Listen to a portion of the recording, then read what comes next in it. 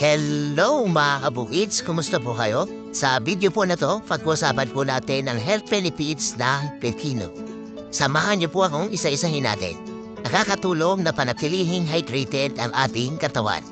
Nagpapabuti sa kalusugan ng ating joints at naiiwasan ang gout at arthritis. Nakatutulong sa weight loss at digestion.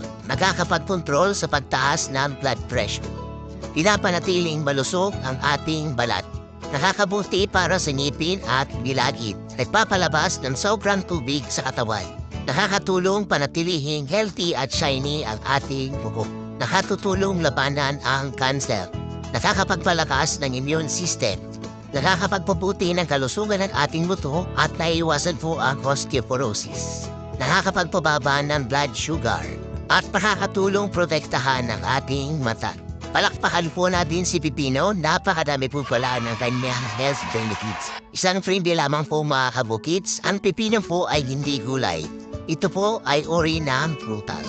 That's it for now mga kabukits. Kung bahal po ang iyong kapwa, pakishare po ng video na to. Maraming salamat.